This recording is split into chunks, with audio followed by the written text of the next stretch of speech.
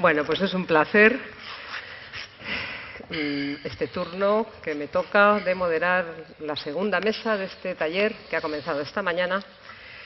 Realmente nos decía Ricardo que cómo se nos ocurría a esta hora y después de ya una jornada intensa de trabajo hacer un segundo turno de debate, pero realmente creo que es absolutamente interesante. Vamos a intentar, lo que me han dicho es que no puedo salirme del guión. El guión es presentar, el guión es dirigir el debate que pueda surgir después.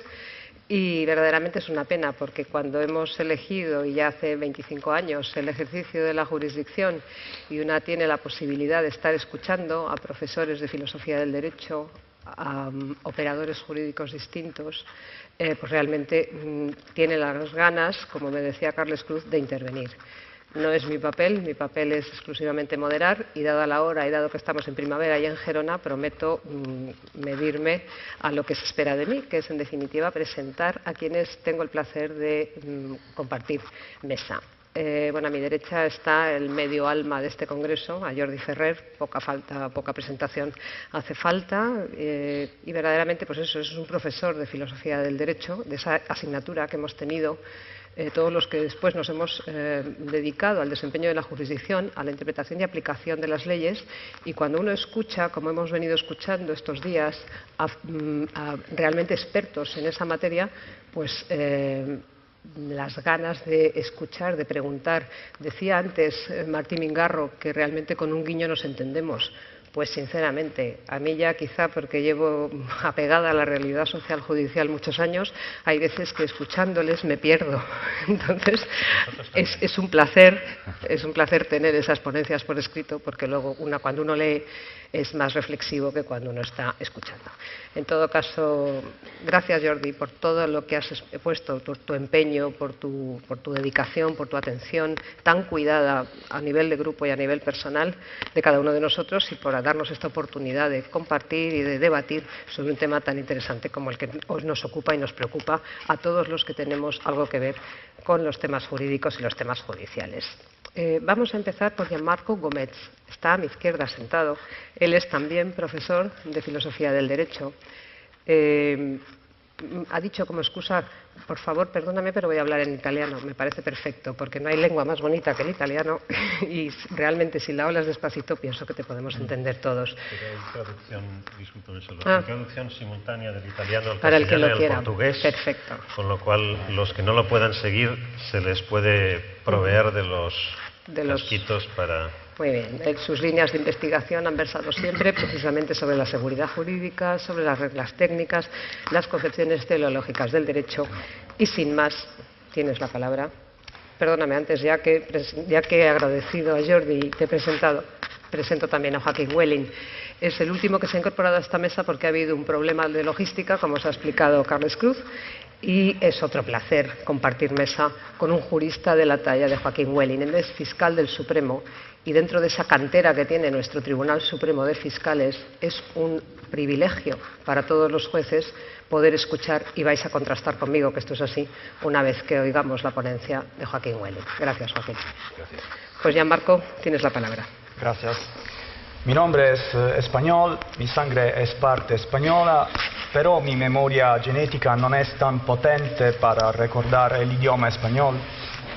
Por lo tanto, pido permiso para hablar en italiano. Ringrazio Jordi Ferrer Beltrán per l'invito a questo bellissimo convegno, tutta l'organizzazione, e lo ringrazio anche per aver dato impulso alla traduzione del mio libro sulla certezza del diritto come prevedibilità in lingua spagnola.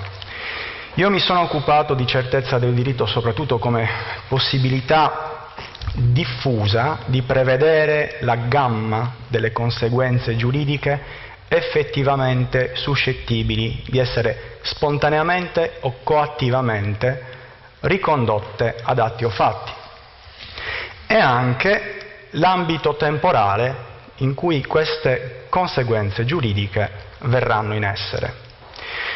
Questa prevedibilità è centrale nelle discussioni sulla certezza del diritto e di solito viene valutata positivamente, se non altro perché una sua realizzazione in gradi elevati consente agli individui di pianificare la propria vita tenendo conto delle conseguenze giuridiche ricollegabili a ogni loro corso d'azione.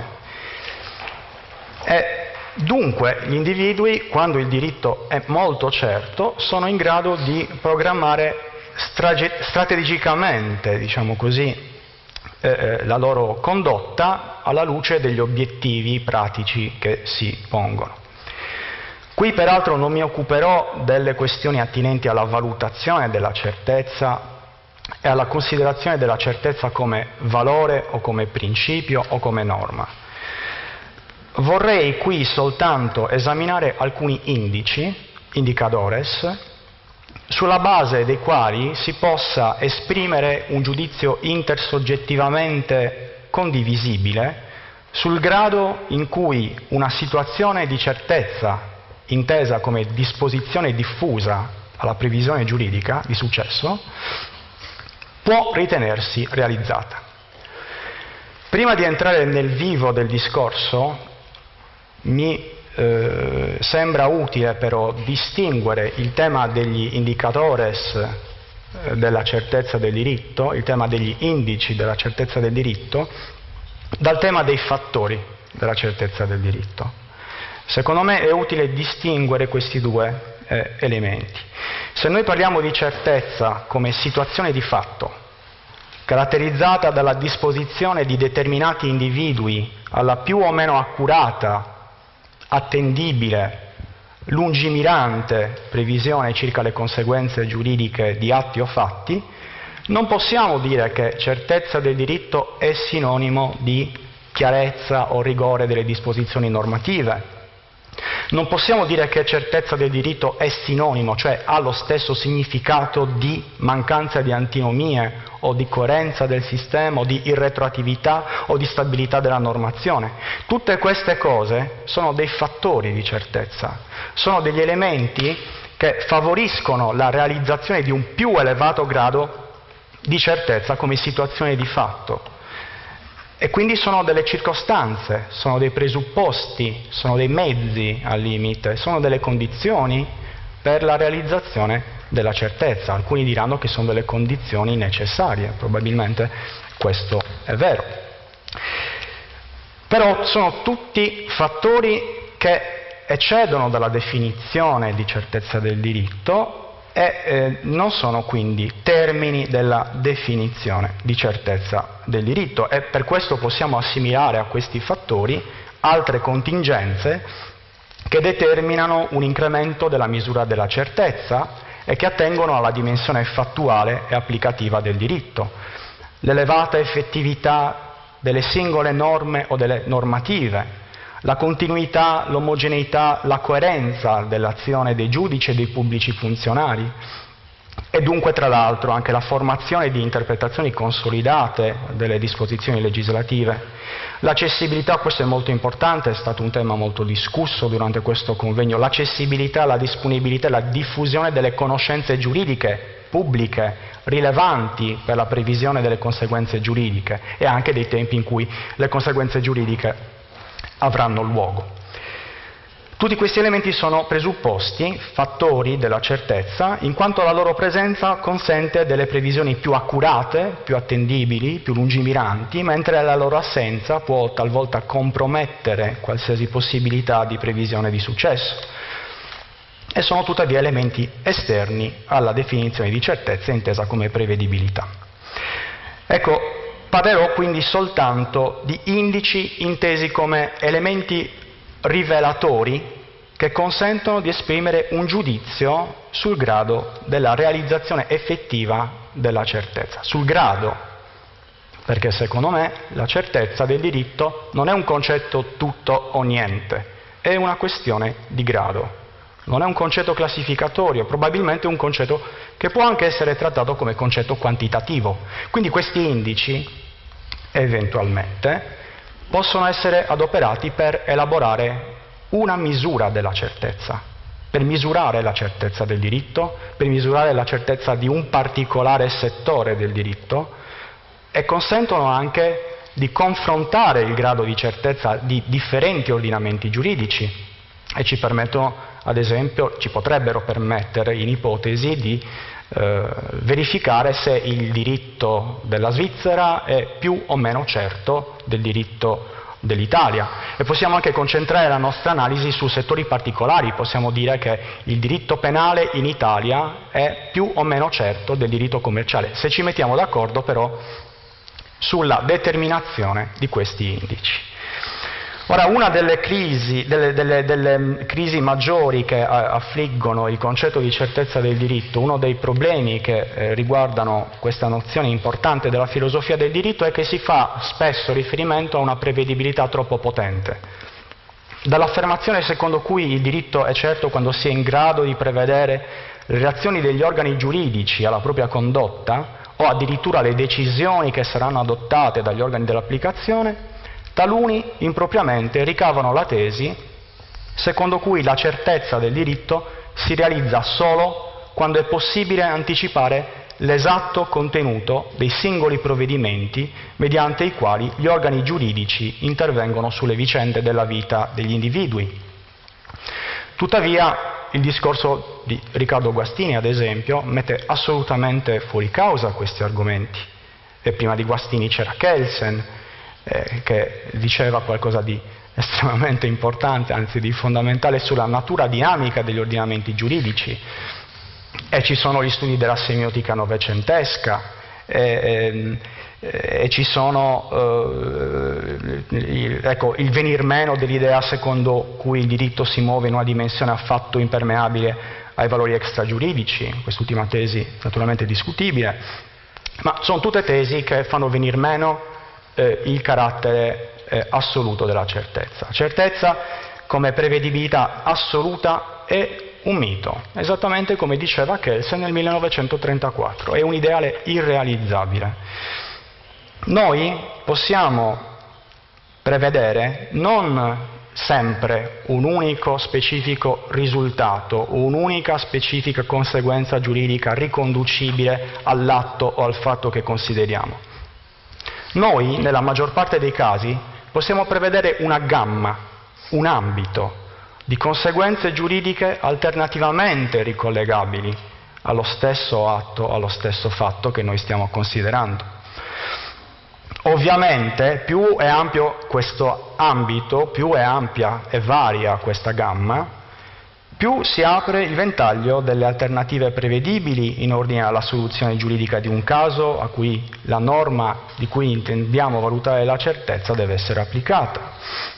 Io ho chiamato previsione complessiva la previsione che, tenendo conto delle opzioni praticabili nelle varie fasi dell'iter che conduce all'applicazione del diritto, si estende a tutte le conseguenze giuridiche alternativamente applicabili al caso considerato.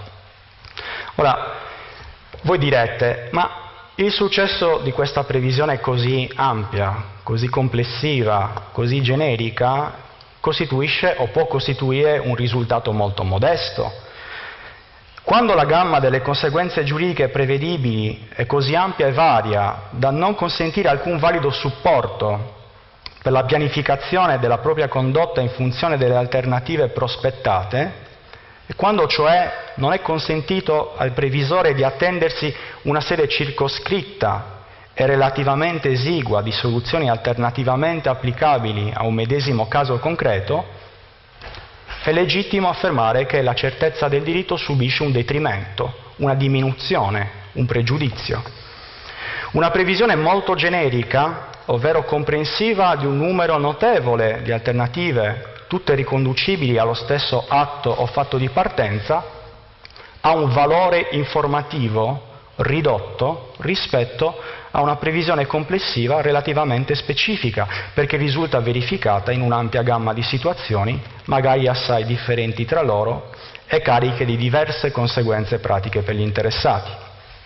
Una cosa è prevedere che, secondo l'esito delle scelte discrezionali nella fase di accertamento, della qualificazione o della determinazione della sanzione per un tale mio comportamento X, io posso essere condannato al pagamento di una multa da 100 a 300 euro, un'altra cosa è prevedere che per lo stesso fatto il giudice potrà disporre sempre alternativamente la mia condanna al pagamento di una multa di 100 euro o la confisca di tutto il mio patrimonio o l'esenzione dalle imposte o la damnatio a bestias, eccetera, eccetera. La possibilità di programmare utilmente la propria condotta tenendo conto delle conseguenze giuridiche ad essa ricollegabili non implica soltanto che le previsioni sopra queste ultime abbiano una certa tendenza al successo, ma anche che siano relativamente specifiche, cioè cariche di contenuto informativo, e che prospettino quindi alternative il più possibile circoscritte nel numero e nella varietà, in modo da consentire ai previsori una pianificazione strategica basata su anticipazioni dotate di elevato contenuto informativo sulle specifiche conseguenze di ciascun corso d'azione. Resta il problema fondamentale: come determinare il grado della certezza del diritto, come elaborare una misura della certezza del diritto che metta tutti d'accordo e ricavarla da determinati indici. A mio parere si possono proporre non una ma due distinte misure della certezza del diritto che però si combinano tra loro. Vi è una dimensione che io chiamo orizzontale della certezza del diritto, che dà conto della diffusione della certezza intesa come disposizione alla previsione di successo all'interno di una classe di previsori. Di solito la classe dei previsori che consideriamo è la classe dei cittadini di un determinato Stato, ma non necessariamente deve essere così. Vi è poi una dimensione verticale della certezza, che dà il segno, che dà conto della capacità predittiva degli individui compresi in questa classe. E questa capacità predittiva può essere a sua volta ricavata da tre indici, secondo me: l'attendibilità delle previsioni, l'accuratezza o specificità delle previsioni di cui ho parlato poco fa, la lungimiranza, cioè la possibilità di anticipare degli eventi molto remoti nel futuro, delle previsioni di successo. Esaminerò adesso ciascuna di queste tre dimensioni, anzi ciascuno di questi quattro, per la verità, indici della certezza del diritto, e proporrò alcune idee per il loro computo, senza però addentrarmi sugli aspetti matematici o statistici della questione. Vorrei soltanto limitarmi a dare una serie di direzioni operative, delle ipotesi di lavoro che sono utili eventualmente per l'individuazione di ciò che dovremmo misurare quando siamo interessati a rilevare il grado della certezza del diritto. Però il metodo per la rilevazione del grado della certezza del diritto è uno. Se noi consideriamo la certezza del diritto come la capacità di prevedere le conseguenze giuridiche della nostra condotta, dobbiamo misurare la nostra capacità predittiva raccogliendo presso un campione rappresentativo della classe di previsori considerata delle previsioni circa la gamma delle conseguenze giuridiche ascritte da loro a un dato atto o fatto, e dobbiamo confrontarle poi con le conseguenze giuridiche che effettivamente si producono, o perché spontaneamente riconosciute dai consociati o perché coattivamente stabilite da organi dotati di poteri decisionali.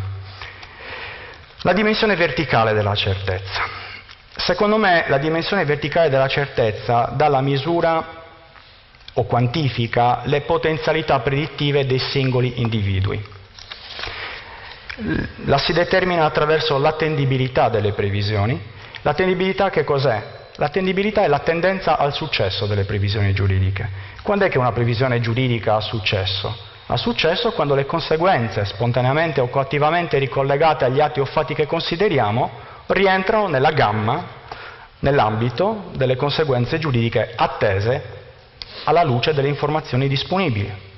Però nell'oggetto della previsione rientrano anche i tempi delle conseguenze giuridiche che si prevedono, in modo tale che la nostra previsione ha successo solo se queste conseguenze effettivamente vengono in essere nell'arco temporale in cui sono attese.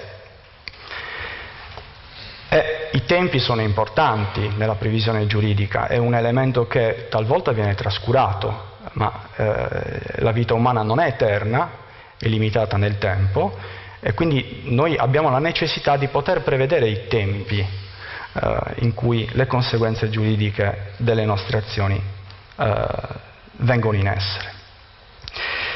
Non mi attardo per ragioni di tempo sulle questioni relative al rilievo, alla rilevazione. Potrò dire soltanto che è importante, non dobbiamo semplicemente misurare l'attendibilità delle previsioni, non dobbiamo semplicemente misurare la diffusione della capacità predittiva presso la classe di previsori considerata, e nella ponenza che è stata distribuita voi trovate dei grafici a pagina 21, a pagina 23, in cui si tenta di raffigurare anche visivamente questi indici, queste misure.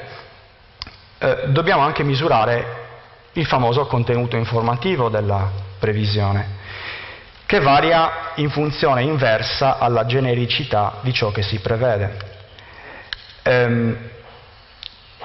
A questo riguardo occorre elaborare un indice il cui valore massimo si registri nel caso in cui la previsione di successo prospetti soltanto una conseguenza, decisione o reazione attesa, e decresce poi all'aumentare del numero delle alternative proposte. Cioè la certezza del diritto è più elevata quando io sono in grado di prevedere che un determinato fatto produrrà solo una conseguenza giuridica, che è quella che mi attendo, non un'alternativa. Questo è un caso limite.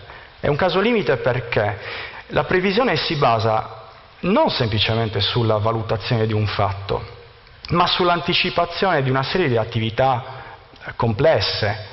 L'accertamento condotto dagli organi dell'applicazione del diritto sul fatto, che avviene a sua volta secondo delle regole procedurali che devono essere interpretate, che possono soffrire dei deficit di cui parlava Guastini prima.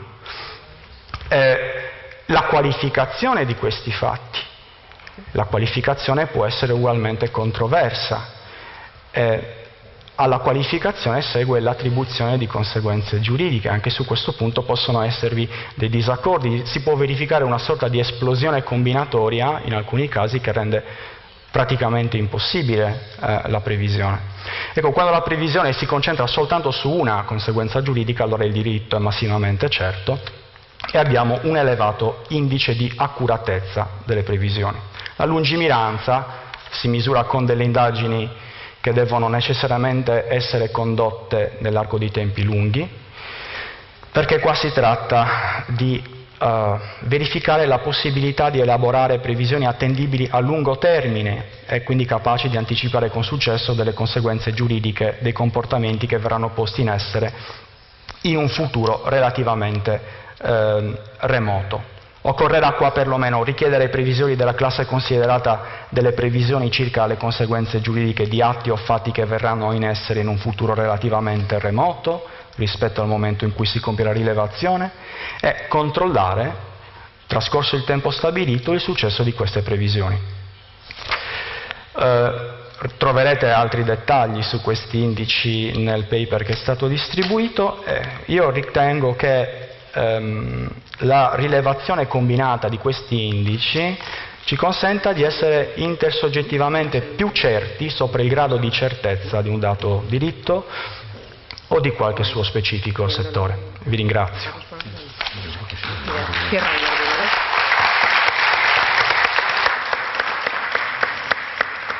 Pues 1.000.000 de gracias por tu exposición. Gianmarco, has empezado hablando de esa posibilidad difusa de prever la gama de las consecuencias jurídicas que son susceptibles de ser reconducidas a los hechos, a los actos, y realmente ese análisis que has hecho de la certeza es un análisis cuando menos realista, porque efectivamente la certeza es un ideal. Esa certeza es una cuestión de grados, habrá que ver cuál es el método para saber cuál es el grado y verdaderamente la dimensión horizontal, la vertical. Todo lo que has dicho da pie a un montón de pensamientos y seguro que en el debate podremos desarrollarlos. Muchas gracias. Joaquín Welling, tienes la palabra. De acuerdo. Gracias. Muchas gracias. Antes de empezar, disculpas por la ausencia de esta mañana, que ha sido un malentendido. Inicialmente estaba programado mi intervención hasta ahora, pero hubo un cambio al que no estuve atento y por eso me pilló en el tren de alta velocidad. Ya era casi imposible dar mi intervención desde allí, por lo tanto pido disculpas. Y yo, dentro de los indicadores de seguridad jurídica, me voy a concentrar en uno, que para eso creo que me han pensado en mí o he traído, que es en la formación de la jurisprudencia. Ya se ha dicho, seguridad es sinónimo de certeza. Cuando hablamos de seguridad jurídica, pilar del sistema jurídico español y de cualquier sistema jurídico que se precie, se alude a una condición del ordenamiento jurídico que implica la certeza de sus normas, y se trata lisa y llanamente que los sujetos de derecho sepan de antemano cuáles son las consecuencias jurídicas que se anudan a sus actos para poder programar sus actividades. Al fin y al cabo, como se diría en sentido coloquial, sepan a qué atenerse. La sorpresa es ajena al Estado de Derecho. Nadie puede ser cogido desprevenido o sin previo aviso. Pero la seguridad jurídica no solo funciona en el momento de la definición de las conductas de las normas y de las consecuencias que se anudan a esas conductas, con mayor intensidad en el ámbito sancionatorio y penal en nuestro sistema, en el español, porque así lo exige el 25.1 de la Constitución, sino que opera principalmente en la fase aplicativa del derecho. Y por regla general, cuando se aplica una norma, previamente hay que interpretarla. Y la interpretación se lleva a cabo de manera descentralizada, dispersa, por órganos jurisdiccionales y administrativos que no tienen por qué coincidir en sus criterios. Con ello se instala la diferencia, la diversidad y, por lo tanto, la incertidumbre y el riesgo de inseguridad. Resulta menester reconducir esa dispersión a una unidad. Se trata de establecer una interpretación uniforme que permita una aplicación coherente de las normas jurídicas, implantando de esta manera la igualdad jurídica, valor también central de todo sistema jurídico. Como dijo Javier Delgado Barrio, nuestro antiguo presidente, uno de los antiguos presidentes del Tribunal Supremo Español, se ha de garantizar una aplicación judicial de la ley correcta, uniforme y razonablemente previsible. Se trata, por lo tanto, de centralizar en un órgano jurisdiccional la labor de fijar las pautas interpretativas de las normas. En el sistema español ese papel lo tiene atribuido el Tribunal Supremo, porque así lo dispone el 123 de la Constitución, dejando a salvo, claro está, el componente constitucional cuya cúspide lo ocupa el Tribunal Constitucional y el elemento del derecho de la Unión Europea, en el que hay que contar también en la cúspide con el Tribunal de Justicia de la Unión Europea. Y esa tarea la lleva a cabo el Tribunal Supremo creando jurisprudencia, sencillamente creando jurisprudencia, porque así también lo dice el título preliminar del Código Civil en su artículo 1.6, cuando dice que la jurisprudencia complementa el ordenamiento jurídico. Así pues, los jueces supremos tienen que actuar como un faro, indicando el camino que deben seguir a la hora de interpretar y aplicar las normas jurídicas los demás jueces y los demás operadores jurídicos.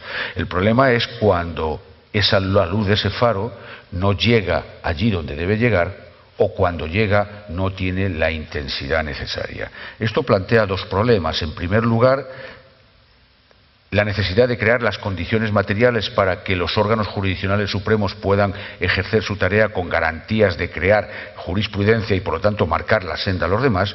Y, en segundo lugar, buscar la fórmula de que se llegue a todos los rincones del ordenamiento jurídico y no haya rincones en los que pueda haber dispersión, diversidad y, por lo tanto, inseguridad jurídica.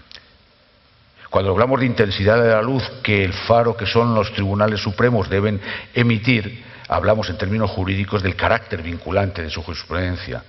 Cuando el Tribunal Supremo da su opinión sobre cómo debe ser interpretada una norma, los demás jueces y tribunales deben abandonar la suya y seguir ciegamente lo que dice el Tribunal Supremo, o sin embargo no hay carácter vinculante para la jurisprudencia.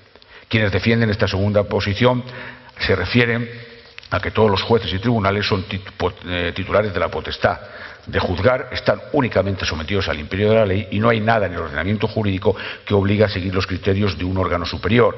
Hay quien defiende que la uniformidad es una aspiración que no se puede alcanzar, que hay que acostumbrarse a la diversidad, a la incoherencia, y lo que hay que intentar es introducir los elementos de corrección precisos para que esa diversidad e esa incoherencia no se conviertan en caos y en arbitraje. No voy a terciar en esta polémica, ya lo hice en su momento hace tiempo. Lo que sí que diré es que la jurisprudencia, y se crea, es para cumplirla. Y también diré que la jurisprudencia no se impone, la jurisprudencia no se implanta, sino que la jurisprudencia se imparte. Esto quiere decir que los órganos supremos tienen que contar con las condiciones subjetivas y objetivas necesarias para tener la autoritas necesaria para poder marcar la senda a los demás. Por ello alcanza importancia y una relevancia decisiva las condiciones en que se emiten la opinión, la sentencia, las resoluciones de los órganos supremos. Se pueden sentar en un tribunal supremo, los más insignes juristas, que si por las condiciones materiales y personales en que tienen que hacer frente a un número de asuntos elevadísimo, pues sus resultados serán magros. Es muy normal ver cómo el Tribunal Supremo Español fija interpretación de normas jurídicas que ya están derogadas. Y yo me pregunto, ¿para qué sirve iluminar un camino que ya nadie transita? El derroche de esfuerzos, la economía de esfuerzos, implica ir por otra vía. Y un ejemplo es el Tribunal de Justicia de la Unión Europea. El Tribunal de Justicia de la Unión Europea, desde los años 50 del siglo pasado, ha sabido, con un bagaje jurídico escaso, pero a base de la autoritas de su pronunciamiento, ir instalando el ordenamiento jurídico de la Unión Europea, un ordenamiento jurídico nuevo, dentro en el corazón de ordenamientos jurídicos con mucha mayor solera. Ha ido creando los principios de primacía, del efecto directo, de interpretación conforme, de responsabilidad de los Estados miembros, etcétera, y lo ha hecho. Y lo han seguido los demás jueces y tribunales de los Estados miembros, no porque estén subordinados jerárquicamente, ni siquiera procesalmente, o porque los jueces que están en Luxemburgo tengan una varita mágica con efectos alucinógenos y convenzan a los demás jueces para seguirles, sino porque sus pronunciamientos convencen, porque sus pronunciamientos están integrados de una autoritas que es necesaria. ¿Por qué? Porque tienen los elementos precisos para crear una jurisprudencia, para crear unas decisiones que sean coherentes y que demuestran una línea evolutiva a lo largo de los años. Hace más de una década, cuando fui jefe del Gabinete de Documentación del Tribunal Supremo, propuse y se aprobó por la Sala de Gobierno de entonces un proyecto en el que efectivamente se trataba de que el Tribunal Supremo contara con los medios y las condiciones precisas para poder actuar de esta manera. Se trata, por lo tanto, de sembrar seguridad jurídica. Y si se trata de sembrar jurídica, insisto, hay que crear las condiciones materiales y además no hay que dejar ningún rincón del ordenamiento jurídico en que esa seguridad jurídica no llegue. No hay que dejar ningún rincón del ordenamiento jurídico en el que no pueda llegar la uniformidad jurisprudencial por los tribunales supremos o, en su caso, como veremos más adelante, los tribunales superiores de justicia en su ámbito específico. Y lo voy a intentar explicar con un simple ejemplo de lo que no debe ser la casación contencioso administrativa en el sistema español. El Tribunal Supremo Español actúa como órgano de única instancia y como órgano de casación. Después tiene otras competencias, pero son más extravagantes y muy excepcionales, como de revisión o de división o de limitación de competencias entre órganos inferiores. Como juez de primera instancia, de única instancia, cuando juzga los productos del Consejo de Ministros del Gobierno, es el juez de los hechos y del derecho. Y cuando interpreta las normas jurídicas actuando como juez del caso concreto del derecho, también crea jurisprudencia, también marca la pauta. Y sobre todo cuando lo que hace es juzgar disposiciones de carácter general por el carácter de universalidad y la vocación de permanencia que tienen estas normas jurídicas. Por eso nuestra legislación española, las sentencias que se dictan contra disposiciones o frente a disposiciones de carácter general, el ordenamiento jurídico les atribuye efectos erga omnes. Sin embargo, cuando actúa en casación, la actuación del Tribunal Supremo se bifurca. Hay una actuación a través de dos tipos de recursos: el de unificación de doctrina, que se trata de resolver aquellos casos en los que existen sentencias contradictorias y ver cuál es la doctrina correcta, o el de interés de ley, en el que se trata de fijar la correcta interpretación de la ley cuando un órgano inferior ha establecido una doctrina gravemente dañosa y errónea para el interés general, en el que sí que aparece esa vinculación del Tribunal Supremo con el efecto nomofiláctico, con la finalidad de crear o de establecer la interpretación del ordenamiento jurídico. Sin embargo, cuando actúa a través del recurso de casación ordinario, o común, mejor dicho, recurso de casación común, vuelva a ser juez del caso concreto, no de los hechos, solamente del derecho. Y solo el recurso de casación en el sistema español es un recurso que cabe contra determinadas resoluciones cuando estas resoluciones incurren en algunas infracciones precisas y específicas del ordenamiento jurídico.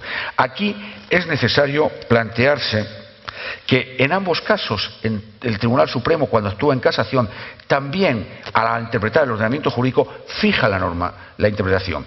Pero, ¿qué ocurre? Ocurre que fija la norma como juez del caso concreto, y no es lo mismo actuar como juez del caso concreto como juez que tiene la finalidad de depurar el ordenamiento jurídico. La visión es distinta.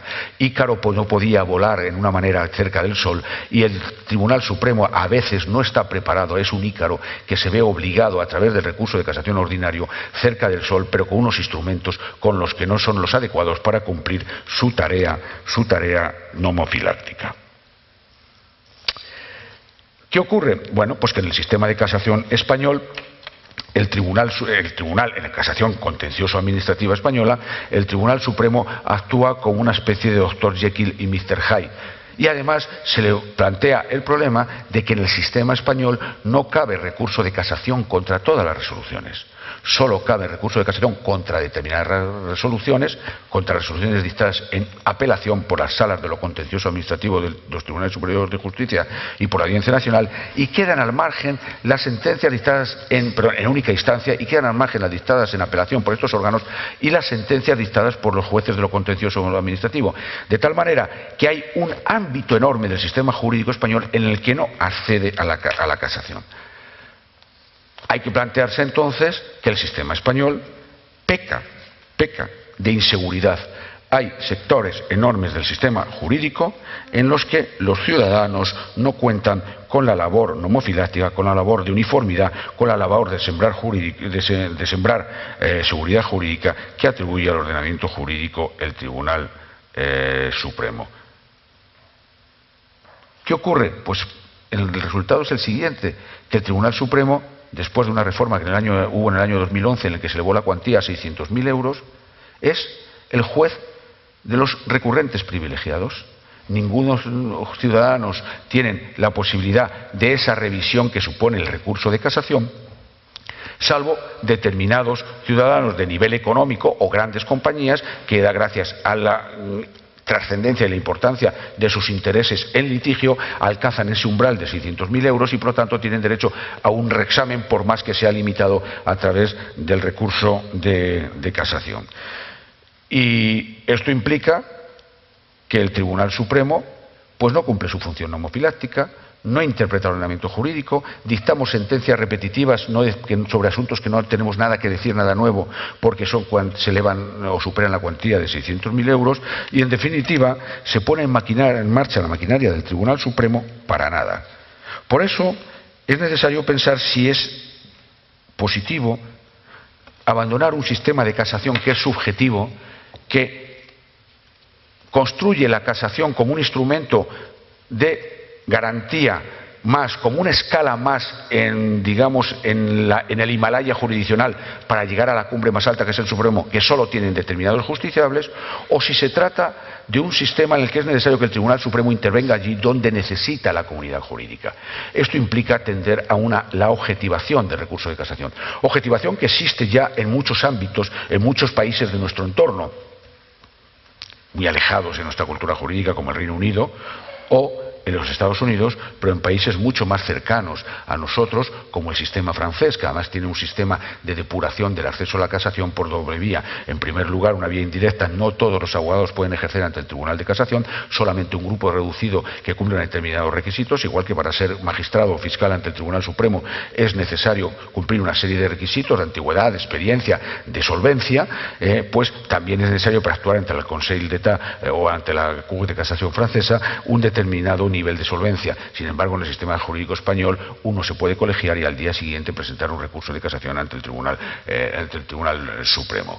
Además, en el sistema francés existe la posibilidad de rechazar los recursos de casación cuando pues no presenten interés casacional. Y aquí entramos en una idea que también está presente en el sistema alemán a través de lo que se llama el recurso de revisión, que es un recurso, nuestro recurso de casación, en el que se admite que el recurso de casación o el recurso de revisión contra las resoluciones de todos los órganos jurisdiccionales administrativos, cuando la cuestión tenga importancia capital, entendiéndose que ocurra así cuando trasciende al caso específico y no ha sido aún resuelta por el Tribunal Supremo, cuando el Tribunal de Instancia se haya separado de modo deliberado de la jurisprudencia establecida por los Bundes, por los Tribunales Supremos, o cuando el Tribunal de Instancia haya incurrido en una infracción grave procesal que haya sido decisiva para el fallo.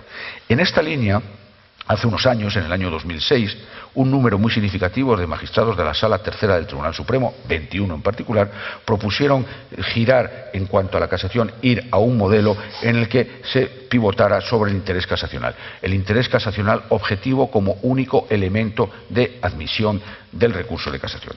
Y en esta línea, la Comisión General de Codificación, la sección especial de modificación de la Ley de la Jurisdicción Contenciosa Administrativa, que está adscrita al Ministerio de Justicia español, ha elaborado un proyecto de reforma amplia de la Ley de la Jurisdicción. Uno de los puntos, o yo diría el punto clave, es la reforma de casación. Yo, como un predicador, me he traído aquí 5 ejemplares del proyecto y 5 ejemplares de la memoria explicativa, para quien quiera cogerla, que se lo lleven. Yo, desde luego, no lo voy a volver con ellos a Madrid, que pesan mucho, o sea que aquí se los voy a dejar. ¿Qué quiere decir? ¿Qué es este proyecto? ¿Es un proyecto más del Ministerio de Justicia? Sí. ¿Es un proyecto más de este Ministerio de Justicia que realiza proyectos de manera desbocada, entre comillas? También. Pero es un proyecto clave que, además, en lo que a mí me consta, crea, o en la comunidad universitaria y en la comunidad jurídica en general, pues ha creado ciertas esperanzas y expectativas. ¿En qué se fundamenta el proyecto? El proyecto parte de que, en principio, todas las resoluciones del orden contencioso administrativas son recurribles en casación, sean dictadas por los jueces de lo contencioso, sean dictadas por las salas de los TSJs o de la Audiencia Nacional en única instancia o primera instancia, o en apelación. Con lo cual se llega, o existe la posibilidad de que el Tribunal Supremo llegue a uniformar la jurisprudencia en todo el ordenamiento jurídico. No que veamos la liquidación de un impuesto sobre de sociedades de una gran compañía o de una entidad financiera porque supera los 600.000 euros, pero no haya uniformidad, por ejemplo, en relación con las sanciones de tráfico, una materia muy viva en el sistema jurídico español, que ha cambiado en los últimos años y en el que hay una dispersión jurisprudencial enorme, en el que no se diga nada sobre los tributos locales, sobre las resoluciones y licencias, y que por lo tanto, subvenciones y licencias, y que por lo tanto haya como reinos de taifas en los que cada juez de lo contencioso, porque en muchos casos ni siquiera llegan a los tribunales superiores de justicia, tenga una opinión distinta, creando esa diversidad, esa falta de uniformidad que es causa de inseguridad jurídica. En paralelo a esta amplitud objetiva o de las sentencias que pueden ser objeto de casación, se prevé una objetivación de recursos de casación, que ya no sería un instrumento para la satisfacción del derecho a la tutela judicial del ciudadano que ha tenido. Esa tutela judicial ya ha sido satisfecha por órganos que en el sistema español satisfacen y cumplen de largo las exigencias de los artículos 124, 117 y 120 de la Constitución, sino sería un instrumento puesto a disposición de la comunidad jurídica. Es decir, es necesario que tenga interés objetivo casacional, que sea una materia en la que es necesario, resulte menester establecer criterios jurisprudenciales. Ahora bien, ¿y es quién decide eso? Pues lo decide el Tribunal Supremo. Pero lo decide el Tribunal Supremo con arbitrismo, con libérrima libertad. No. Es el legislador el que marca unas pautas de cuándo un asunto puede tener interés casacional. Y estas pautas en el proyecto pues son las siguientes.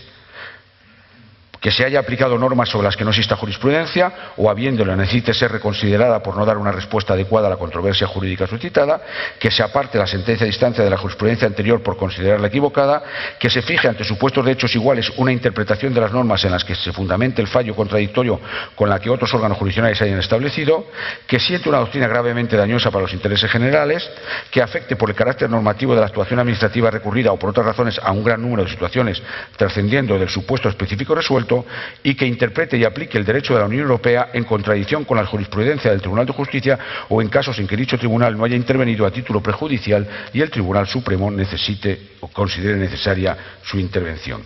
Se impone así al recurrente la carga de justificar que cumpla uno de estos requisitos, pero es el Tribunal Supremo el que de manera objetiva, de manera cualitativa, decide si, concurriendo alguno de esos criterios, el asunto merece ser tratado y, por lo tanto, debe ser un asunto a través del que deba fijarse la jurisprudencia, a través del que se deba establecer la uniformidad interpretativa y, por lo tanto, a través del que se deba establecer seguridad jurídica. Insisto, desde esta perspectiva no se afecta para nada el derecho a la tutela judicial efectiva, que ya ha sido satisfecho en la instancia, y si además en la instancia ha habido algún defecto, una vulneración de algún derecho, una garantía procedimental o formal o de un derecho fundamental, ya nuestro sistema jurídico facilita los instrumentos a través del incidente de unidad de actuaciones y de la posibilidad de complemento de las sentencias para intentar reparar la lesión y después, en su caso, ir en amparo ante el Tribunal Constitucional. Con lo cual, desde esta perspectiva, la casación contencioso administrativo dejaría en el sistema español de ser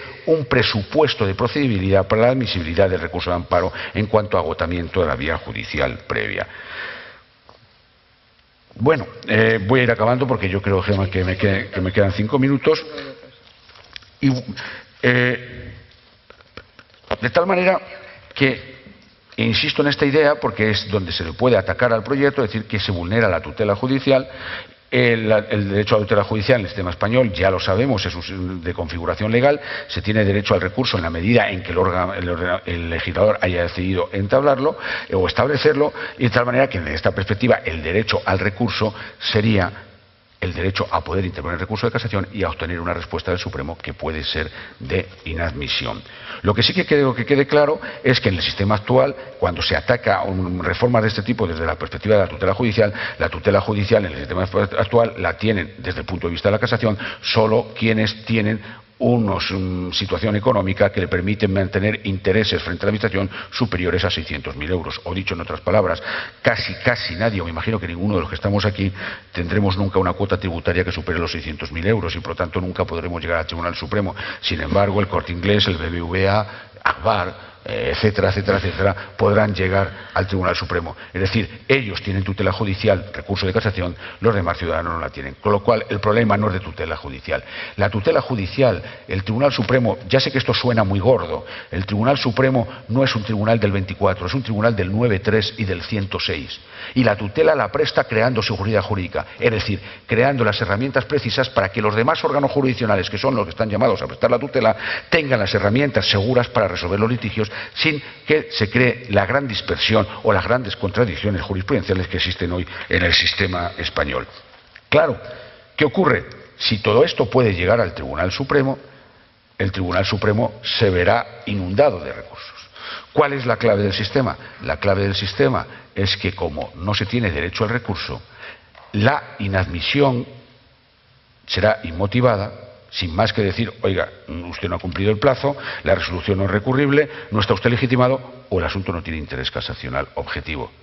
Y sin embargo debe ser motivada la admisión mediante auto para anunciar a la comunidad jurídica qué es lo que va a interpretar el Tribunal Supremo, por lo tanto, y en ese auto debe delimitarse, una vez admitido el recurso de casación, cuál va a ser el ámbito de debate ante el Tribunal Supremo, hasta el punto de que los autos de admisión del Tribunal Supremo de recurso de casación se publicarían en la página web del Tribunal y en el correspondiente diario oficial, para que los demás operadores jurídicos, órganos administrativos y jueces sepan ya de antemano que el Tribunal Supremo va a pronunciarse sobre esa norma y, por lo tanto, puedan acompañar acompasar sus decisiones a lo que vaya a decir el Tribunal Supremo en ese ámbito. Como consecuencia de esta objetivación del recurso de casación, se modifica o se simplifica el trámite, se interpone directamente al Tribunal Supremo, no hay el trámite de preparación, que el Tribunal Supremo lo comunica al órgano de instancia que ha interpuesto recurso de casación, la sentencia estima o estima, ya no ha lugar a la inadmisión, y si estima, el Tribunal Supremo fijará la norma jurídica, la interpretación de esa norma jurídica,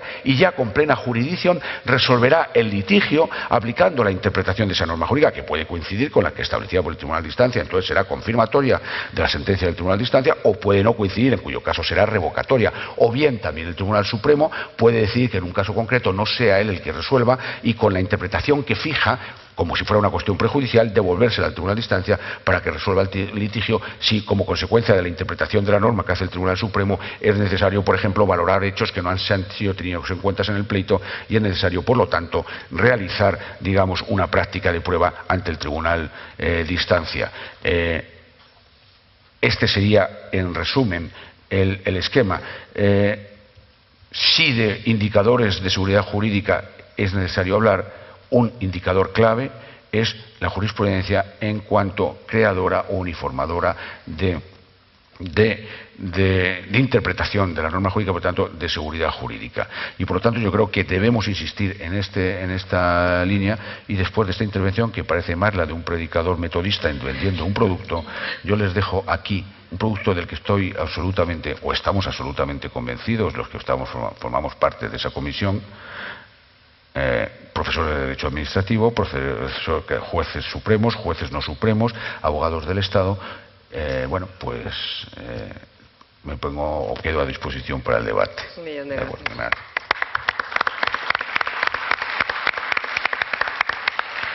Bueno, pues la brillantez en la exposición, y no como un vendedor, sino como un jurista de reconocidísimo prestigio, que primero fue fiscal, y yo siempre imputo a los fiscales esa brillantez, de los que luego efectivamente son magistrados del Supremo, y cada día esa brillantez la traslada a sus resoluciones como magistrado de la Sala Tercera.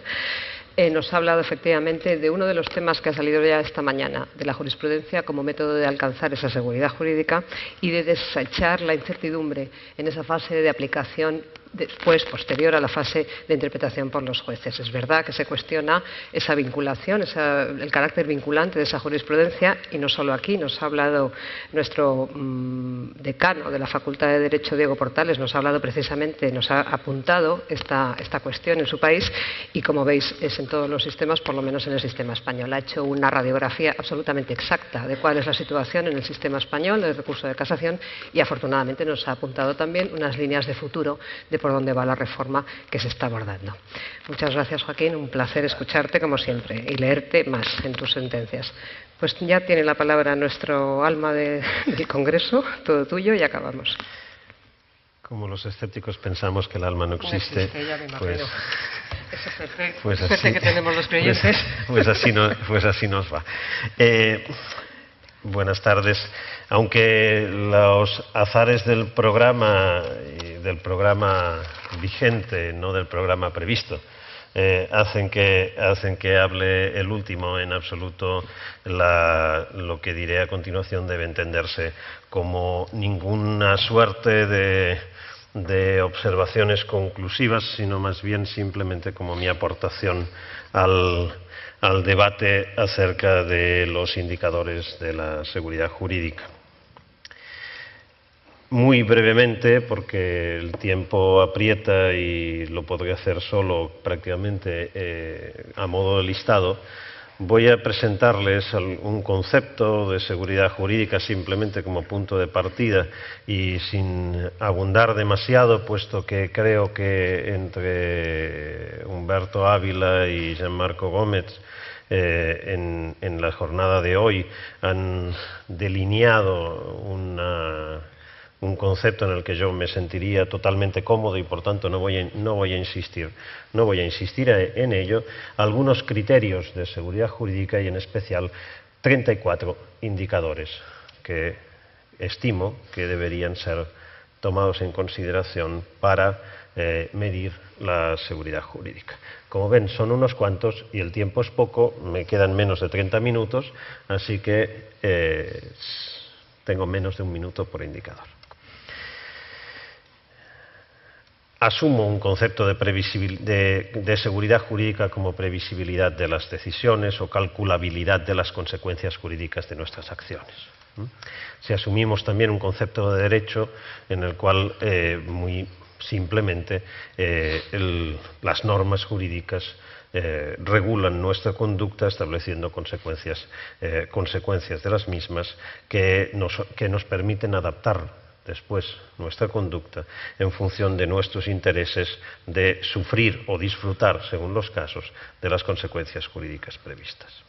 En un concepto de seguridad jurídica de este tipo creo que es neutral respecto de los distintos conceptos del derecho que tanto gustan de discutir a los filósofos del derecho, puesto que lo que importa aquí es el derecho vigente, esto es, cuáles son las normas efectivamente aplicadas, cuáles son las normas efectivamente utilizadas en una determinada sociedad que los ciudadanos y las empresas y las entidades jurídicas, etcétera, etcétera, de esa sociedad pueden tomar en consideración a los efectos de prever sus consecuencias. Y de esta manera, tanto da si entendemos por derecho un conjunto de normas legisladas, si entendemos por derecho un conjunto de normas, aquellas aplicadas por los jueces y tribunales, el derecho es lo que dicen los jueces que es, dirían los realistas jurídicos, o un conjunto de normas que cumplen ciertos criterios de justicia natural que diría un justnaturalista, porque lo que tomamos en consideración, lo que va a importar a los efectos de la previsibilidad de las consecuencias jurídicas es aquello que efectivamente de modo vigente es utilizado en la sociedad, sea como sea que sea identificado.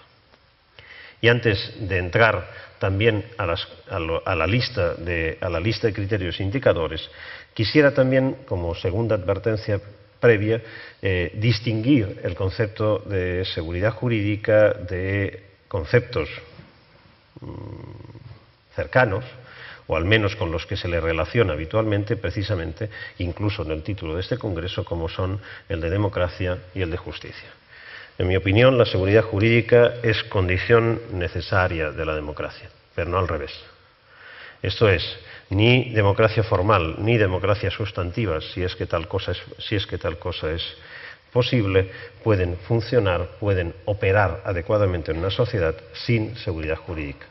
Pero perfectamente puede haber seguridad jurídica sin democracia, si entendemos la seguridad jurídica como la previsibilidad de las decisiones, de las consecuencias jurídicas de nuestras acciones. Y por supuesto, la seguridad jurídica, en mi opinión, no tiene nada que ver con la justicia de las consecuencias que se apliquen a nuestras acciones.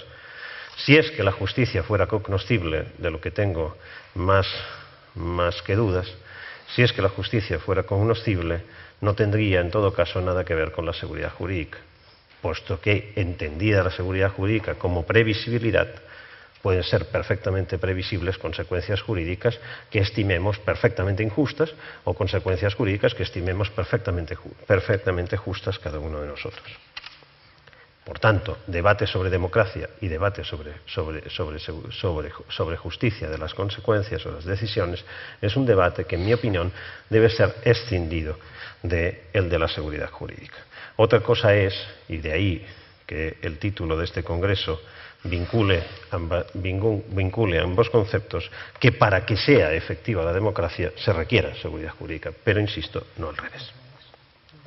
Algunos de los indicadores que voy a mencionar a continuación, o que voy a relatar a continuación, son de aplicación binaria, esto es, se dan o no se dan, de sí o no. Y otros, en cambio, se dan en la realidad de forma gradual, con lo cual habrá que medir cuál es el grado en que se da cada uno de ellos. Pero no solo esto es importante, sino que a los efectos de establecer una medición de la seguridad jurídica en su conjunto, va a ser necesario también identificar no solo los indicadores de la misma, sino también su peso relativo.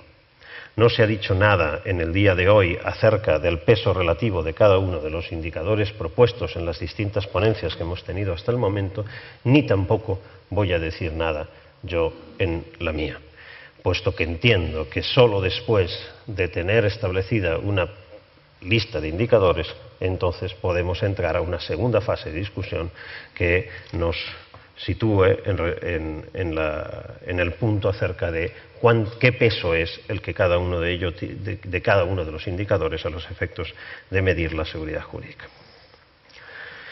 Voy a dividir el conjunto de indicadores al que me he referido en aquellos que tienen que ver con el poder emisor de las fuentes del derecho, de las disposiciones jurídicas, sea este el legislativo, el ejecutivo o el judicial. Aquellos que tienen que ver con el poder emisor, aquellos que tienen que ver con el poder ejecutivo de las decisiones, la administración en particular, la administración pública en particular, y aquellos que tienen que ver con el poder de aplicación de las decisiones en sede judicial principalmente, y aún una cuarta opción, una cuarta categoría, aquellos que tienen que ver con la relación entre poderes. En primer lugar, respecto del poder emisor de las fuentes. El primer indicador de la lista sería el respeto de los procedimientos de emisión. Especialmente, diría, en la relación entre leyes y decretos. Creo que es una señal de inseguridad jurídica la falta de seguimiento de los procedimientos establecidos respecto de la emisión de las normas jurídicas y, en particular, de las normas generales. Cuando el abuso del decreto por parte de los poderes ejecutivos produce una tendencia precisamente a la falta de cognoscitibilidad del derecho. Y no solo esto, sino también en ocasiones por parte de los poderes legislativos las conocidas como leyes ómnibus o ni siquiera bajo ese nombre, sino simplemente las cláusulas adicionales, cláusulas hasta marginales si quieren, que habría que pensar en la categoría, a través de las cuales en una ley sobre rebajas se regula la inmigración. Entonces, que dificulta en buena manera la posibilidad de conocer cuáles son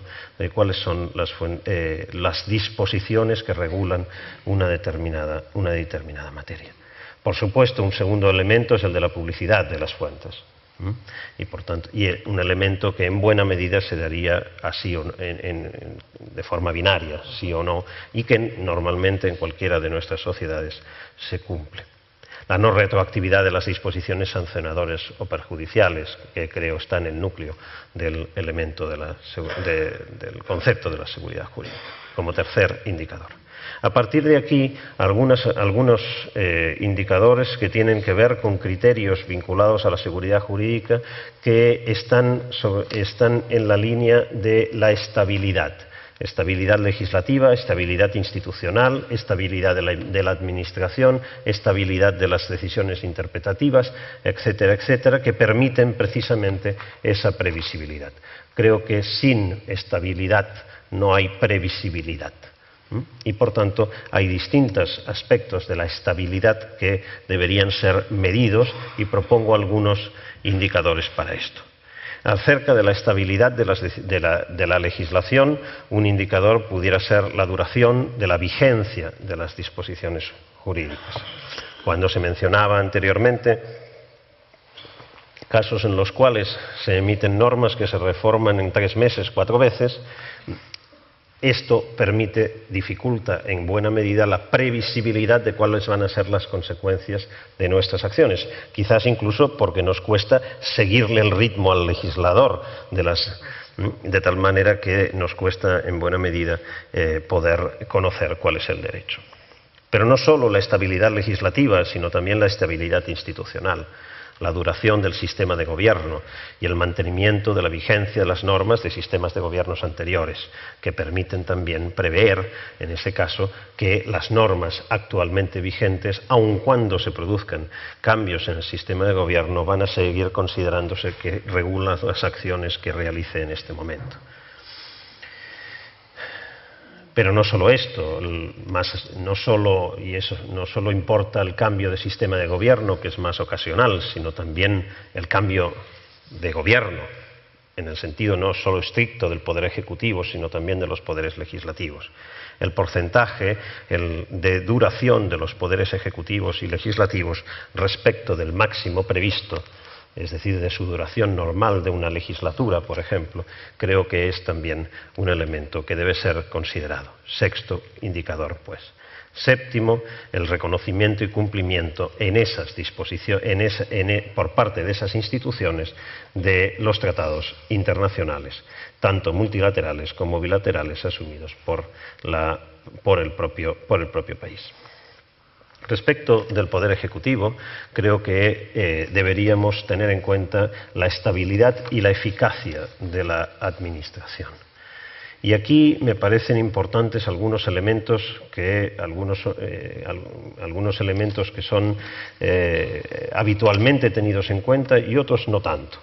Por ejemplo, octavo criterio, el nivel de funcionarización de los servidores públicos. No solo de funcionario en sentido estricto, como lo entendemos, por ejemplo en España, sino la estabilidad del personal que trabaja para el Estado, la estabilidad laboral, si quieren, de las personas que trabajan como servidores públicos. Para que se me entienda, si la situación es tal que cada vez que cambia el Poder Ejecutivo, cambia todo el personal que trabaja para el Estado, entonces no hay continuidad en los criterios de uso del derecho y de aplicación del derecho. De alguna manera nos falta Estado. Noveno, el nivel de corrupción en el funcionamiento de la administración pública. Décimo, ha sido mencionado esta mañana, el nivel de informatización del funcionamiento de la administración pública, en la medida que precisamente la informatización no es solo un modo de proveer mayor agilidad en el funcionamiento de la Administración, sino también un modo de proveer mayor estandarización del funcionamiento de la Administración. Y por último, décimo, el funcionamiento integrado de la Administración. Integración del funcionamiento de la Administración, que es especialmente importante allá donde se está en sistemas descentralizados de la Administración pública. Y por tanto también integración del funcionamiento y coherencia del funcionamiento de los distintos elementos descentralizados o partes descentralizadas de la Administración. Sistemas federales, pero no solo sistemas federales, sino federalizantes o como se quiera, como es el caso de las comunidades autónomas en España, o incluso de las regiones o poderes locales en relación al poder estatal. Respecto de la relación entre poderes, habría que tener en cuenta algunos elementos que son también muy conocidos y diría están en el núcleo de la seguridad jurídica, en particular la independencia judicial.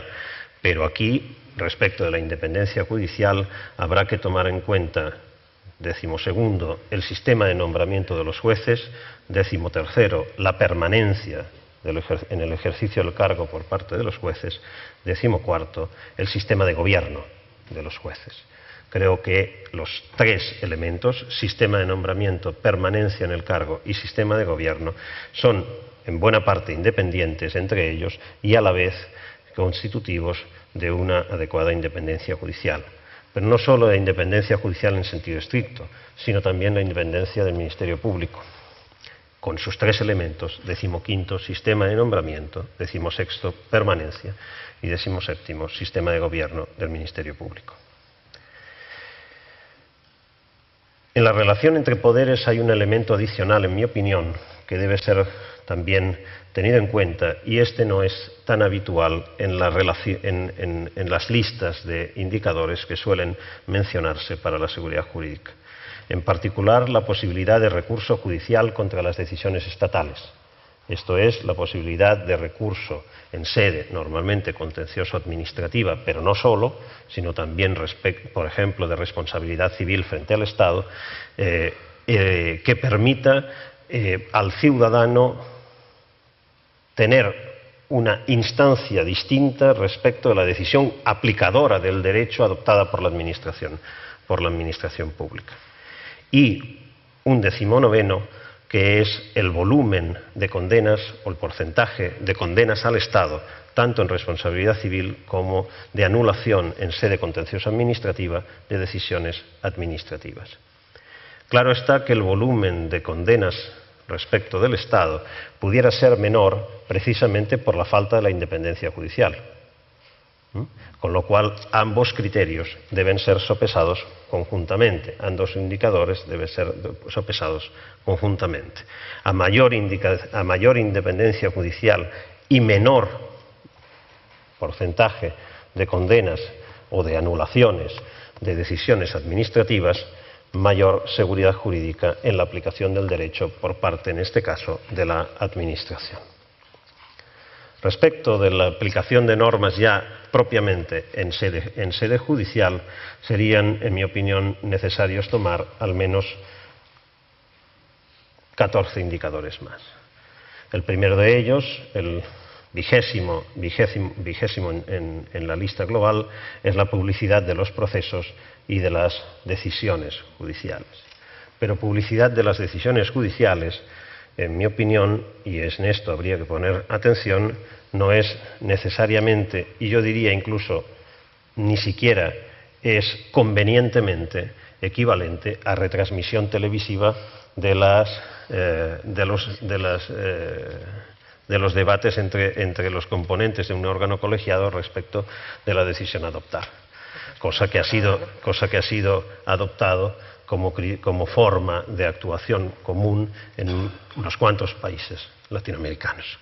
Publicidad de los procesos y publicidad de las decisiones, en mi opinión, es posibilidad de asistencia a los procesos, no a los debates de los jueces respecto de la decisión, y publicidad, es decir, publicación de la decisión. Lo que va vinculado no solo a la decisión misma, sino a la motivación de las decisiones.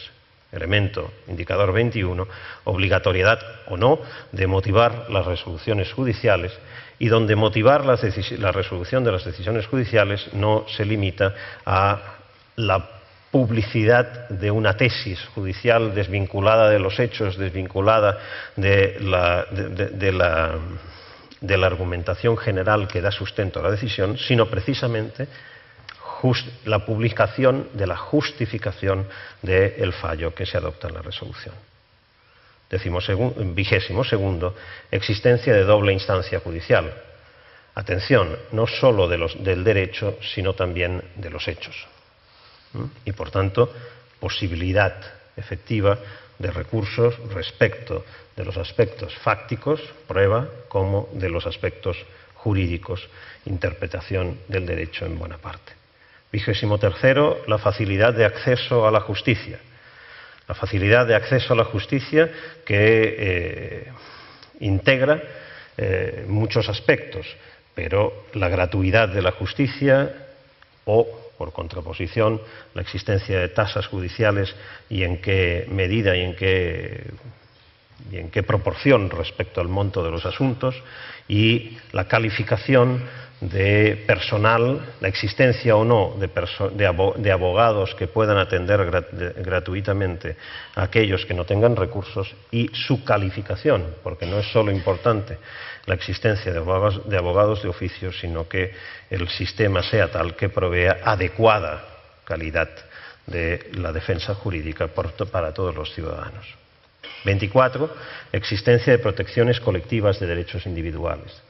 No es solo necesario que los derechos individuales estén protegidos y declarados como tales, incluso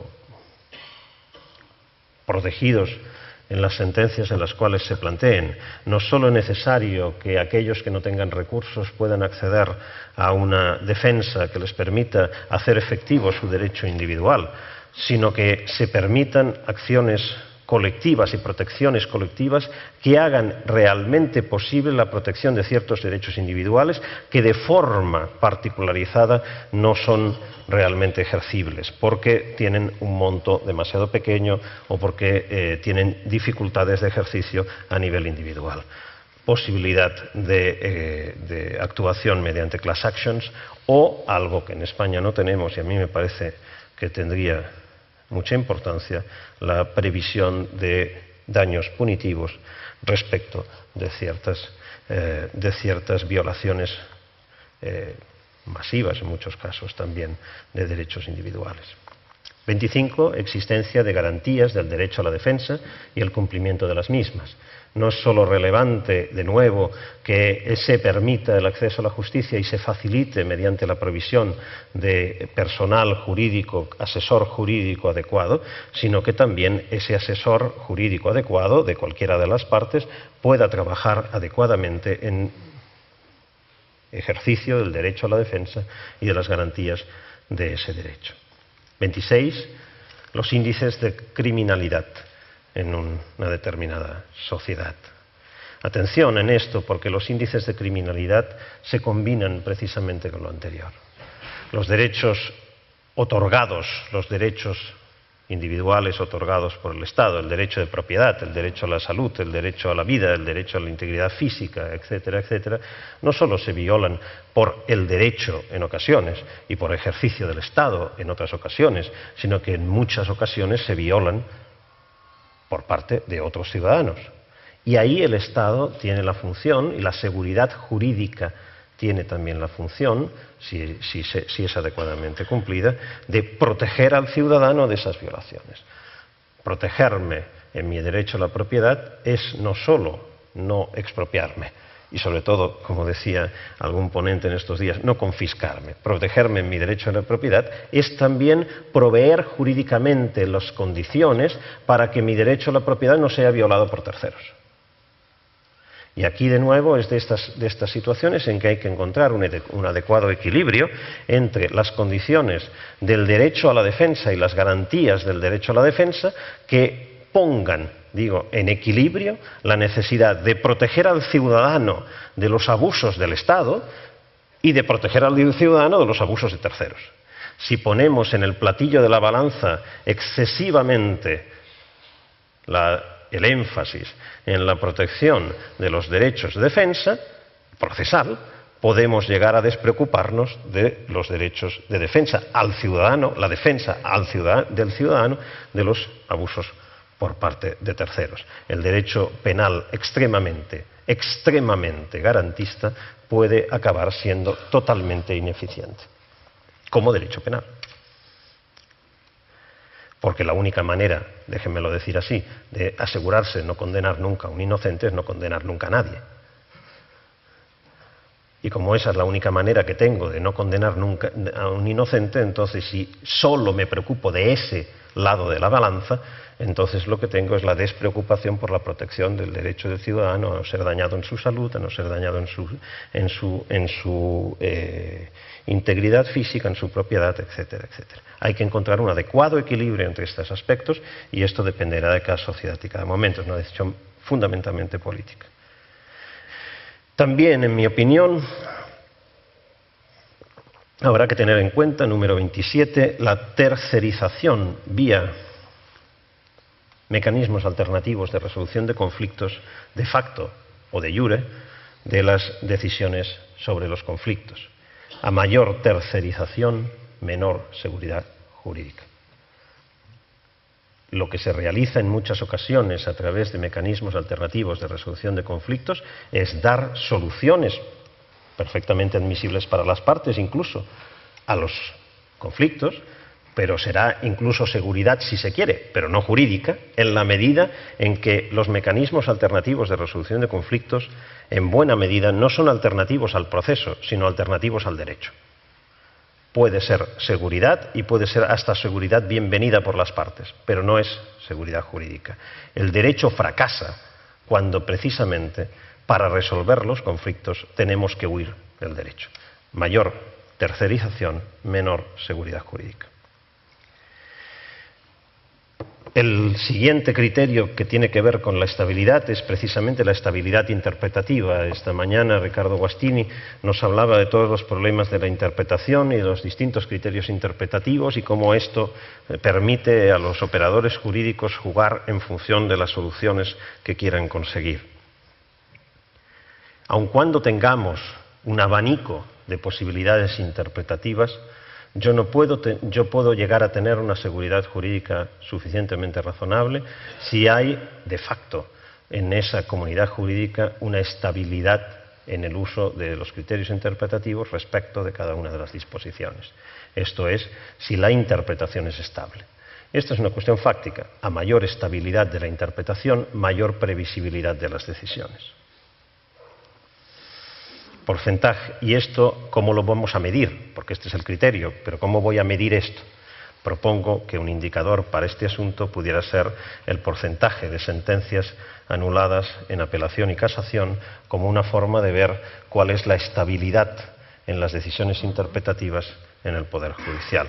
Y, por supuesto, también aquí, 29, el nivel de corrupción en la Administración de Justicia, porque las decisiones pueden estar variando, las decisiones no ser previsibles, no solo porque genuinamente se tienen discrepancias ideológicas o de cualquier otro tipo respecto de cuál es la mejor interpretación para una disposición, sino también derivado de otros motivos no tan legítimos como este, como pudieran ser la corrupción en la Administración de Justicia. Pero no solo se trata de la estabilidad en la interpretación a los efectos de la toma de decisiones, sino también de la efectividad de los procesos judiciales para resolver los conflictos. Y para esto, últimos 5 criterios que simplemente enumero. El tiempo medio de duración de los procesos creo que obviamente debe ser tomado en consideración. A mayor tiempo de duración de los procesos, menor seguridad jurídica porque el derecho funciona peor para proteger los derechos individuales. 31. Efectividad de las medidas cautelares respecto de la ejecución de sentencias. No me es suficiente obtener una sentencia declarativa de mis derechos si cuando obtengo la sentencia declarativa de mis derechos ya no puedo efectivamente ejercerlos porque, por las razones más variadas, ya no es ni siquiera fácticamente posible. Por esto propongo tener en cuenta la relación entre las medidas cautelares adoptadas, si las hay, y las sentencias finales, de tal manera que podríamos considerar que aumenta la seguridad jurídica en la medida en que coinciden medidas cautelares adoptadas con la resolución final del caso y al revés.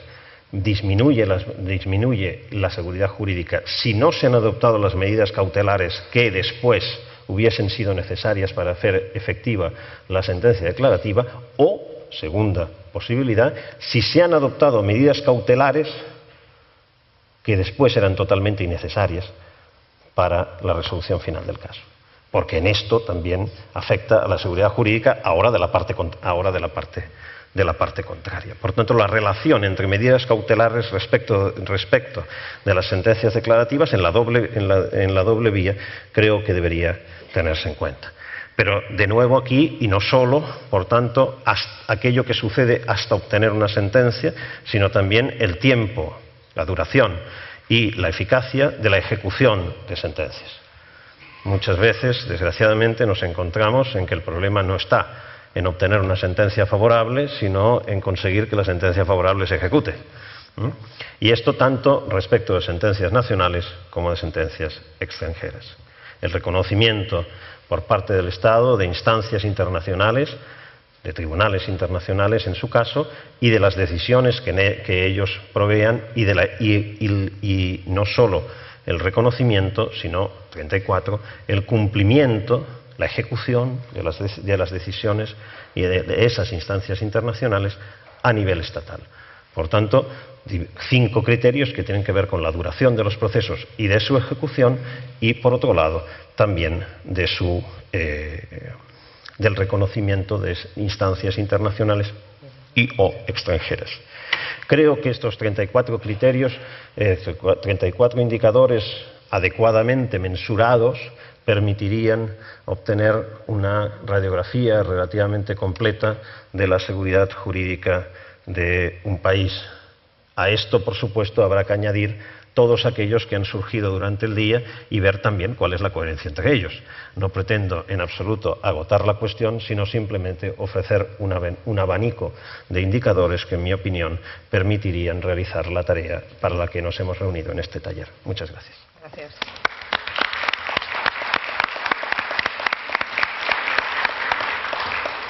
Pues muchas gracias. Si se preguntaban por qué había alterado el orden de las ponencias, es porque, teniendo la suerte de compartir mesa con uno de los organizadores, cuando nos dieron las reglas para ser moderadores de las mismas, nos decían que el objetivo es que cada ponencia presente propuestas concretas en esta línea.